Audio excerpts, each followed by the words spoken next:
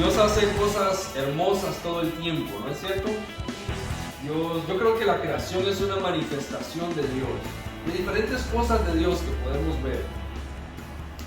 Hoy que vamos a hablar acerca de la mente humana y de los pensamientos, esa es una de esas expresiones de la capacidad de Dios. No diría que es la capacidad de Dios, sino es una representación, un mensaje de algo que Dios creó que es increíble, que es nuestra mente. Y vamos a hablar sobre eso. Hoy le pusimos al tema piloto automático. En 1885 dice la historia que en Alemania se patentó por primera vez un piloto automático, pero se hizo para barcos, ¿no? En 1908, unos años después, en Estados Unidos se patentó ya un modelo de piloto automático para aviones. Nosotros vemos el piloto automático en las películas, ¿no? Generalmente, y nos parece algo como que, qué interesante, ¿no? Pero realmente es algo increíble. El piloto automático lleva a las personas de un lugar a otro sin que las personas intervengan en ese proceso, ¿sí? Dice, un piloto automático es un sistema mecánico usado para guiar un vehículo sin la ayuda de un ser humano. Y eso me parece a mí grandioso. Debe haber como una especie de relación entre el conductor y el piloto automático, ¿no? Porque el conductor pone las coordenadas, mete los datos, y el piloto automático se encarga de llevarlo hasta algún lugar sin que él esté pensando, concentrado, analizando el viaje. Simplemente está desconectado, está montado sobre el vehículo, sobre el avión en este caso, y el avión va, pero él no está pendiente de nada, simplemente se deja llevar. Cada ser humano tiene una especie de vehículo que tiene que conducir también, una aeronave tal vez, en nuestra vida, en verdad. Tenemos una cabina de control que es nuestro cerebro, es nuestra mente, y desde ahí dirigimos la dirección de esa nave. Yo no sé si usted ha entrado alguna vez a una cabina de control de un avión, o a lo mejor lo ha hecho porque a través de una película lo vio. Si usted maneja carro y sabe, gracias Pablo, sabe cómo se maneja un vehículo, un carro, una cabina, un avión no se maneja igual. Y de hecho tiene tantas cosas que cuando uno entra queda un poquito descontrolado. Dice como que, bueno, ¿qué tengo que hacer primero? ¿Qué tengo que tocar? ¿Para qué son estas pantallas, estas luces, estos botones? ¿Para qué es todo esto? No podemos manejar un avión como manejamos un carro. Y a veces nosotros en nuestra vida queremos manejar nuestra vida, dirigir nuestra vida sin saber cómo opera, qué tenemos ahí en esa cabina de control. Y de hecho manejamos nuestra vida sin saber realmente para qué sirven todas las cosas que están en esa cabina de control. Yo quiero que se haga esa idea mental y piense, ¿cómo yo estoy manejando mi vida? Cuando yo pienso en manejar mi vida, ¿qué tanto sé de todo este panel de controles que tengo a mi alrededor? ¿Qué tanto sé de esto? ¿Qué tanto sé de cómo funcionan los pensamientos? ¿Qué tanto sé de cómo funciona, cómo vuela? ¿Qué significan estas señales, estas luces, estas alertas? ¿Cómo las interpreto? ¿Puedo identificar lo que significa todo lo que me pasa? ¿O simplemente estoy ahí, sé que soy el piloto, voy al mando, pero no sé cómo funcionan todas las cosas que tengo adentro? Entonces preguntémonos cómo funciona la mente. Y les voy a dar 3 datos de la mente.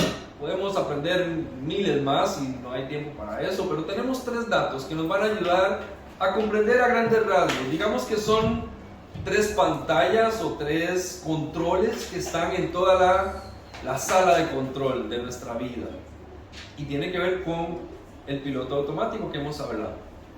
Lo primero es que la mente toma la iniciativa. Eso significa que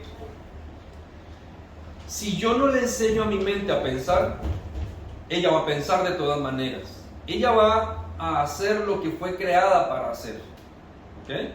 Así que usted puede nunca pensar en sí mismo, nunca pensar en la mente, nunca pensar en los pensamientos, nunca pensar en cómo funciona la mente, y la mente va a funcionar de todas maneras. Porque ella está diseñada de tal forma que pueda funcionar aún sin su consentimiento. Ella siempre tomará la iniciativa. Si usted no le ha enseñado a su mente a pensar, ella está pensando como quiere. Si nunca le ha dicho qué pensamientos debe tener, ella genera los pensamientos que considera que debe tener. Si usted no le está diciendo a su mente qué hacer, su mente le está diciendo a usted qué hacer. Entonces la pregunta es, ¿usted ha instalado conscientemente esos pensamientos en su cabeza? ¿O simplemente ellos están fluyendo ahí? ¿Cómo llegaron esos pensamientos a su mente? ¿Cómo ese estilo de funcionamiento está en su cabeza? Entonces lo primero es que la mente tiene iniciativa, o sea, hace las cosas aunque usted no las piense. Actúa aunque usted no se dé cuenta. Lo segundo es que la mente actúa con el criterio o bajo el criterio del menor esfuerzo, del ahorro de energía. Por eso es que es muy fácil hacerse perezoso y hacerse vago, no porque la mente sea vaga, sino porque ella opera bajo un principio de conservar energía, porque considera que la energía debe utilizarse en los momentos realmente apremiantes de la vida, y dice, bueno, si tengo que elegir entre la vida y la muerte, debo tener energía suficiente para sobrevivir. Así que me importa poco ciertas cosas, las voy descartando, y genera una especie de orden, de criterios para el uso de la energía interna. Al ahorrar energía, entonces hay pensamientos o procesos de pensamiento que hacen que nuestra mente no quiera seguirlos, porque son procesos que demandan mucho de nosotros. A esto le llamaríamos procesos superiores de pensamiento. Hay aspectos básicos que nuestra mente hace con el menor esfuerzo, como ver, por ejemplo, eso se llama percepción, y el proceso de la percepción no le cuesta a la mente, porque ella simplemente va percibiendo lo que está a su alrededor. Ahora, que haga un análisis al respecto de lo que observa es otra cosa, y eso sí le genera a la mente un proceso, una demanda de energía. Entonces, los procesos superiores, como analizar, como tomar decisiones, como resolver problemas, son procesos que a la mente le toman energía. Y como ella opera por el principio del ahorro de energía, lo que hace es que crea el piloto automático. Y entonces dice, bueno, si esta idea me parece lógica y funcional, la empiezo a aplicar. Y se convierte en lo que nosotros diríamos de manera muy popular una creencia. Entonces ella empieza a operar por el principio de esa creencia. Ya no piensa, no hace el proceso de análisis, sino que ejecuta según el principio que ya está establecido. Eso también lo llamamos como paradigma. ¿Sí? Entonces cuando la mente crea un paradigma o desarrolla una creencia y la establece, ya no vuelve a pensar en ello, simplemente actúa, porque el proceso de analizar la hace gastar mucha energía. Y dice, no necesito gastar energía, creo un patrón que me diga que siempre que esto pasa, esto es lo que tengo que hacer, y cuando esto pasa, yo simplemente actúo. Así se crean los prejuicios, por ejemplo. Yo pienso que una persona de X apariencia es mala.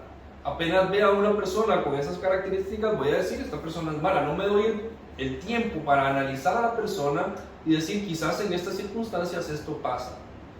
Por ejemplo, vamos a usar algo muy popular. Nosotros hemos escuchado en las últimas semanas, en los últimos días, la famosa canción Despechada de Shakira, ¿no? Y es fácil generar un juicio crítico sobre eso sin ningún tipo de análisis. Pero cuando yo me siento a pensar un poco sobre eso, podría estar contemplando aspectos que no contemplé cuando simplemente solté mi opinión. Esos son formas de pensamiento automático. Cuando una persona hace una canción de esta manera, yo digo, este es el problema.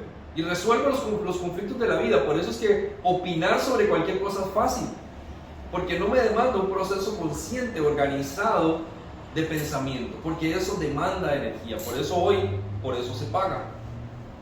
Por hacer análisis se paga. ¿Sí? Así que entonces ya tenemos dos ideas. La primera es que la mente tiene iniciativa, opera por sí misma, aunque usted no la ponga a pensar. Número dos, ella opera bajo el principio del ahorro de energía. Y número tres, nuestra mente crea los pilotos automáticos para todas las cosas en la vida. Son como formas rápidas, son como atajos para llegar a una solución o a una creencia. La pregunta es, ¿se ha puesto a pensar en cómo usted llegó a creer en lo que cree? Y no me refiero solo desde una perspectiva religiosa, cristiana, sino me refiero a todas las cosas que usted cree. en cuanto a las relaciones, en cuanto al trabajo, en cuanto al dinero, en cuanto a la crianza de hijos, en cuanto a el futuro. Sobre todas esas cosas ya tenemos establecidas creencias, y las creencias, cuando no las revisamos, pueden estarse convirtiendo en pensamientos limitantes que no nos dejan a nosotros desarrollar nuestra capacidad. Pero no solo eso, sino que estos pensamientos, estas creencias, estas ideas, estos paradigmas lastiman nuestra alma. Hemos estado hablando del alma y hemos estado aprendiendo sobre el alma y hemos estado aprendiendo prácticas o ejercicios para el alma, y el alma, hemos dicho, es todo lo que está en nosotros, todo aquello interno. Le hemos llamado corazón, le hemos llamado el yo, le hemos llamado conciencia, le hemos llamado sentimientos. Hemos pensado que todo eso está en el alma. Los pensamientos, podríamos decir también, son parte de eso que desarrollamos internamente. Esos pensamientos que tenemos en nuestra mente operan y actúan. Y hoy lo que quiero es que tengamos dos prácticas. Vamos a aprender dos ejercicios que nos ayuden a controlar los pensamientos y a cambiar los pensamientos, porque yo le puedo garantizado que hay pensamientos en su mente que tiene que cambiar. No importa qué tan bien esté su mente, no importa qué tan saludable esté su mente.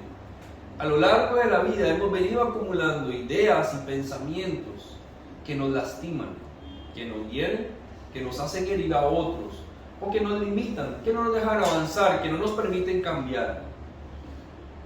Y vamos a aprender entonces dos prácticas. Antes de entrar a las prácticas de hoy, hacemos un repaso de las primeras. La semana pasada vimos dos prácticas también para el alma. Una se llamaba la oración íntima, ¿se acuerdan? Hablamos sobre eso. Y la segunda es la oración comunitaria.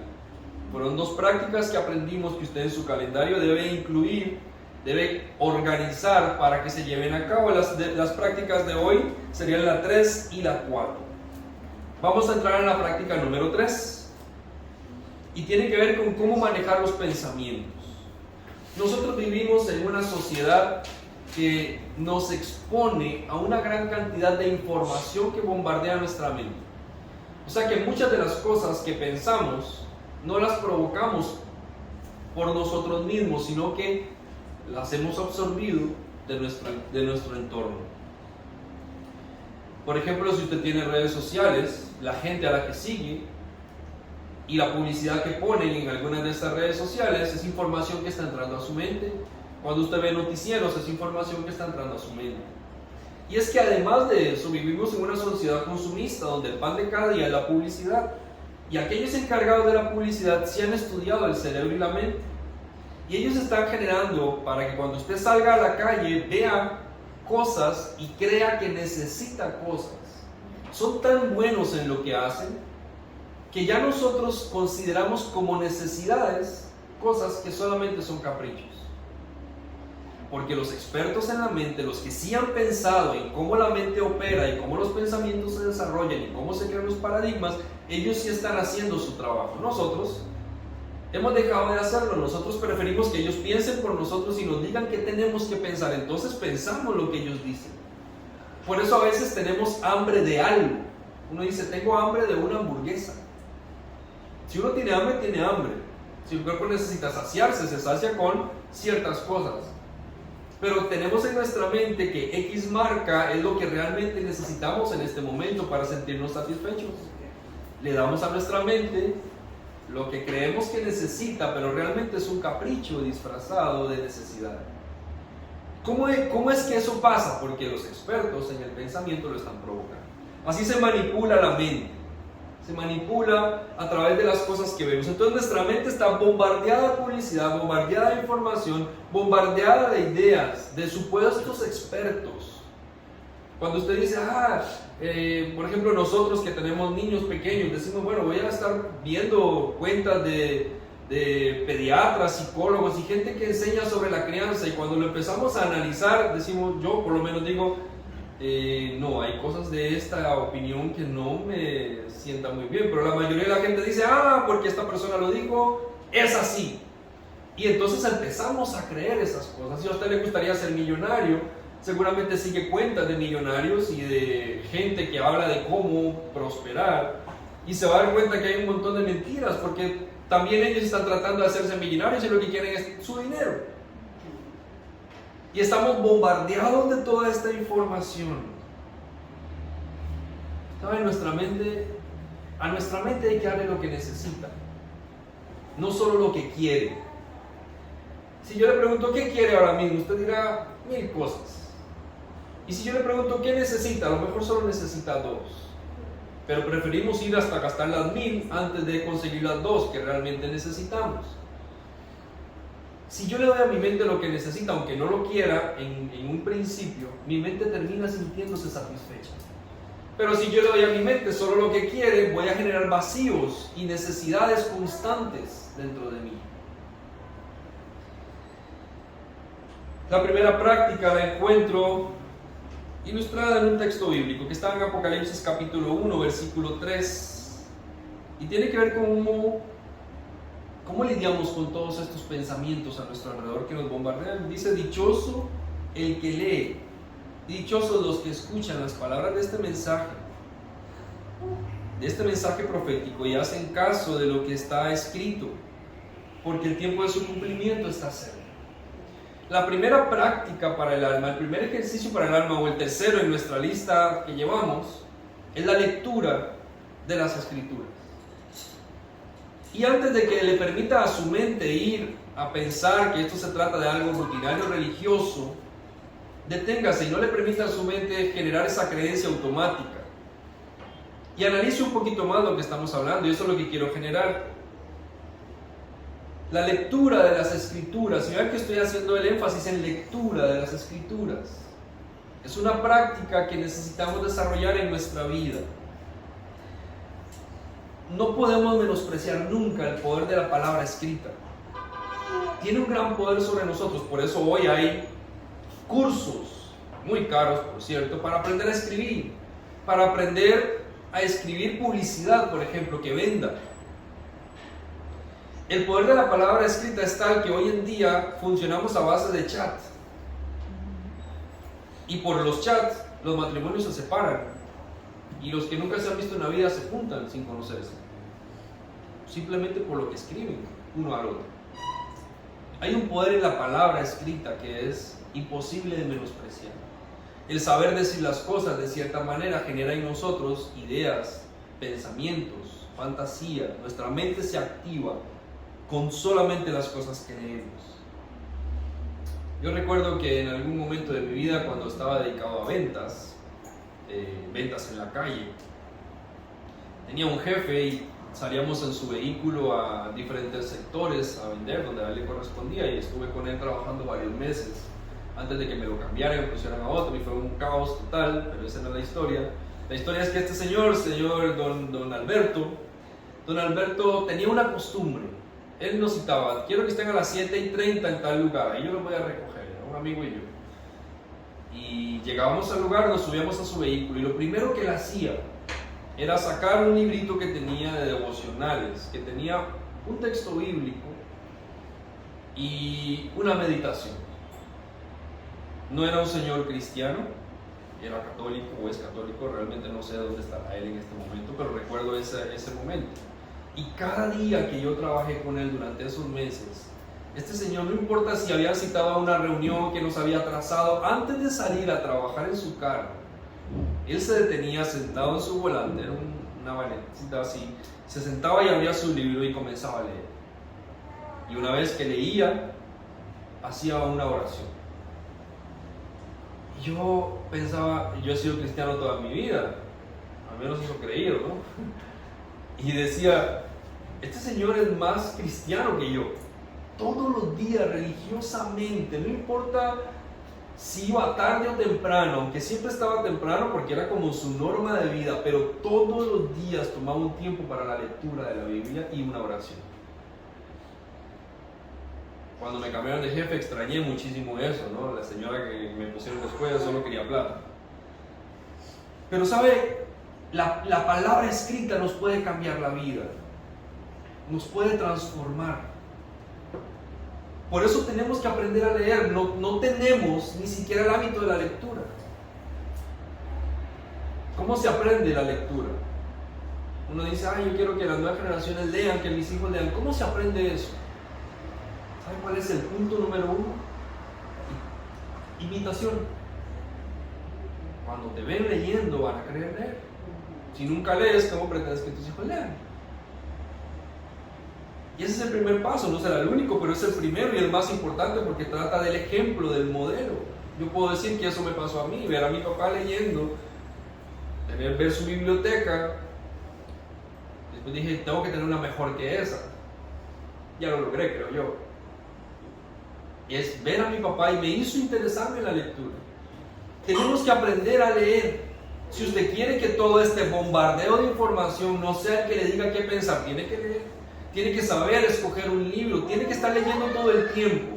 Yo creo que una persona que lee todo el tiempo es una persona que está cambiando, que está aprendiendo, que está madurando.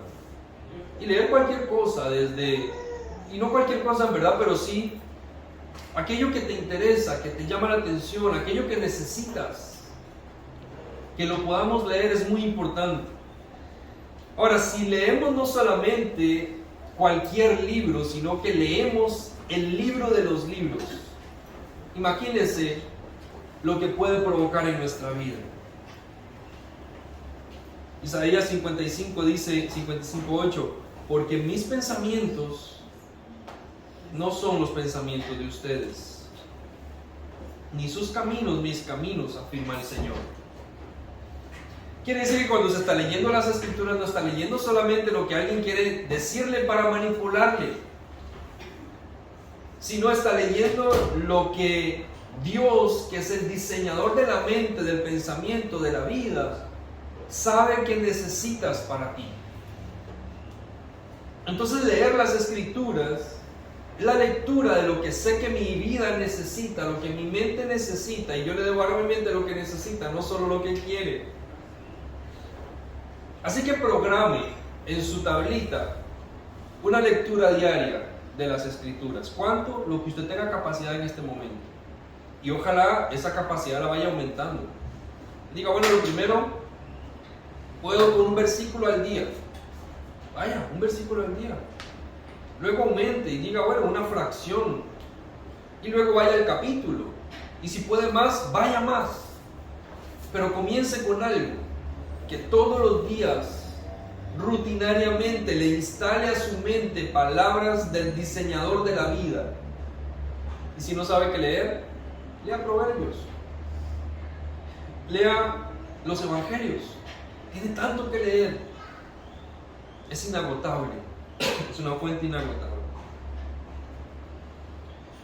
La práctica número 4 está relacionada con la 3. Estamos hablando de la transformación de la mente. Que yo lea la palabra es bueno, pero no es suficiente. No es suficiente para la transformación total que necesito. Es bueno porque me ayuda a darme cuenta cómo estoy siendo bombardeado por lo que pasa a mi alrededor, pero después digo, bueno, ¿y qué hago con eso? ¿Cómo dejo de pensar lo malo? ¿Cómo quito estos pensamientos negativos? ¿Cómo quito esta ansiedad de lo que puede pasarme? ¿Cómo hago para controlar mis pensamientos indebidos? Y aquí está la práctica. Recuerdo cuando era niño, o desde que soy niño, y desde que tengo memoria, asisto a escuela dominical. Mis papás siempre me llevaron, porque eran pastores, entonces tenía que ir. Era ley, ¿no? Era casi obligatorio. Así que domingo tras domingo estuve en escuela bíblica. Yo tengo acumuladas más de 2000 horas de escuela bíblica, y eso es poniéndole bajito. ¿Y saben qué pasaba todos los domingos en la iglesia? En nuestras escuelas bíblicas había que memorizar un texto bíblico cada semana. Y yo puedo decir que gran parte de los textos bíblicos que sé hoy me los aprendí cuando era niño y adolescente. Porque todas las semanas estábamos repitiendo algún texto bíblico y había una prioridad en eso. La cuarta práctica de la que quiero hablar es la memorización de las Escrituras, la memorización de textos bíblicos. Y otra vez, no deje que su mente se vaya en un pensamiento automático a decir, es lo mismo de siempre. No deje que su mente se vaya para allá. Ese pensamiento automático está mal, está errado. Es un paradigma equivocado de la palabra y del poder que tiene la palabra.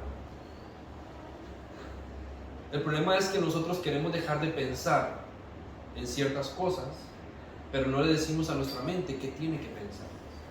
Y de lo que se trata esta práctica es de utilizar textos bíblicos claves que tienen poder suficiente para que cuando se instalan en nuestra mente nos transformen a nosotros. La memorización de las escrituras es una herramienta poderosísima, que cuando nosotros queremos que nuestra mente levante fuerzas, yo tengo que tener memorizadas ciertos textos bíblicos. Jesús lo hacía cuando se encontró en un momento de tentación, ¿se acuerdan? Estaba en el desierto siendo tentado por el enemigo, y cada cosa que el enemigo le traía, Jesús contestaba con la palabra. Y esto no se trata de que usted se sepa la cita bíblica o no, a lo mejor se la sabe y qué bien, pero es más que eso, es el poder que tiene lo que está diciendo y lo que le está instalando a su cerebro. Esta es una forma de reeducar la mente. La memorización de las escrituras es una manera de reeducar la mente.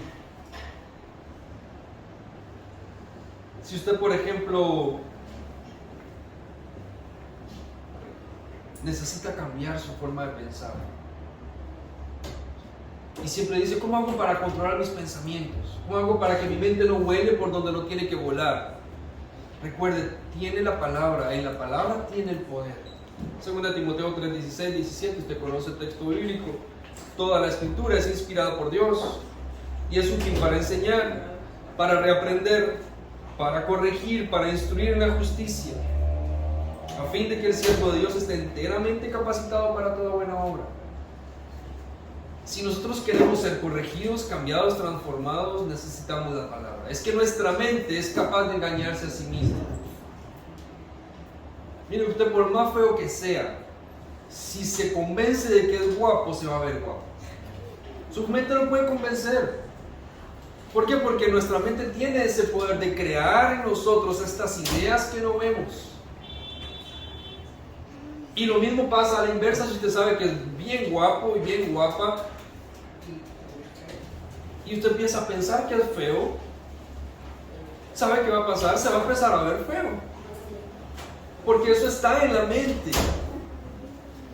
La belleza está en la mente, en la forma en la que pensamos. Si le instalamos a nuestra mente el poder de la palabra, nuestra vida puede cambiar. Y si cambiamos nuestra forma de pensar, cambiamos nuestra manera de vivir. Le doy 3 ejemplos puntuales. Usted se siente derrotado, acabado, se siente inútil, piensa en sí mismo como que yo no sirvo para nada, yo estoy derrotado, todo demuestra que yo soy débil, que no puedo más seguir. Y en ese momento usted se acuerda de Romanos 8:37, que somos más que vencedores por medio de aquel que nos amó. Y le da a su mente un golpe, un cambio, una transformación, le instala un pensamiento diferente, sustituye el pensamiento de la derrota por uno de victoria. Usted está lleno de ansiedad, no puede dormir, no encuentra paz, su pensamiento está inquieto, son las 11, 12, 1, 2, 3 de la mañana, no puede conciliar el sueño y su mente está, y usted dice, no puedo controlar mis pensamientos. Inmediatamente se acuerda de Isaías 26, tú guardarás en completa paz a aquel cuyo pensamiento en ti persevera, porque en ti ha confiado. Y empieza a contradecir aquellos pensamientos. No solamente es que usted diga, sí puedo, sí puedo, sí puedo. Es que tiene que haber una fuerza más grande que la propia mente para controlar la mente. Y la única fuerza más grande que eso es la que encontramos en Dios. Tal vez usted siente que ha perdido el propósito para vivir. Se siente mal con su propia identidad, vulnerable. Se siente desmoralizado, desmoralizada. Su identidad se ha quebrado, su autoestima está por el suelo. Y dice, yo ni siquiera soy nada importante. Inmediatamente se acuerda de Efesios 2:10, que somos la obra maestra de Dios, hechura de Dios, creados en Cristo para buenas obras. Y nos empezamos a dar cuenta de que no, No somos esos. Dios nos diseñó de manera increíble. ¿Se da cuenta cómo la palabra empieza a cambiarnos? No le voy a dar más ideas porque usted tiene que encontrar sus textos bíblicos, y cuando usted empieza a leer, que ya que es la primera práctica que estamos viendo hoy, cuando usted comienza a leer, comienza a encontrar. Y sabe, le doy un tip que lo aprendí de mi papá.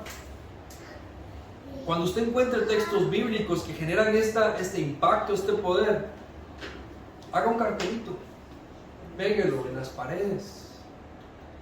No sé si Esteban se acuerda en algún momento haber ido a la casa, y algo que pasaba en casa que veíamos era que mi papá tenía textos pegados por todo lado, y a uno se le quedaban esos textos bíblicos por ahí, ¿no? Yo empecé a creer tanto en el poder de la palabra que me molestaba que me cogieran mis juguetes y mi ropa y mis cosas, ¿no? Y entonces yo siempre sé dónde tengo mis cosas colocadas, organizadas de cierta manera.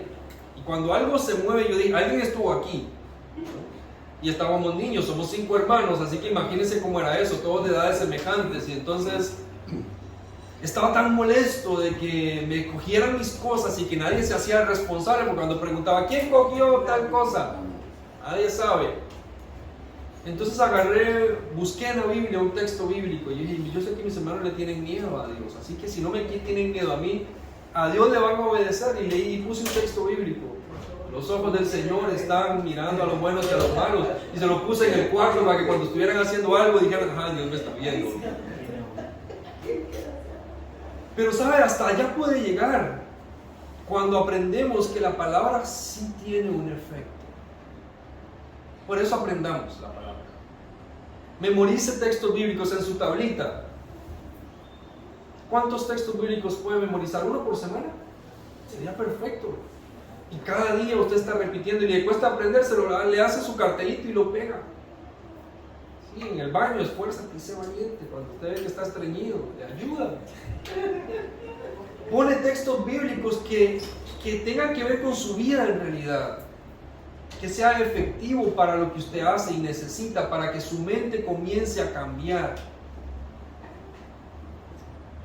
¿Qué necesita tener instalado en su mente? Cierro con el texto de Filipenses que responde a esa pregunta. Filipenses 4:8, por último, dice: consideren todo lo verdadero, todo lo respetable, todo lo justo, todo lo puro, todo lo amable, todo lo digno de admiración, en fin, todo lo que sea excelente o merezca elogio.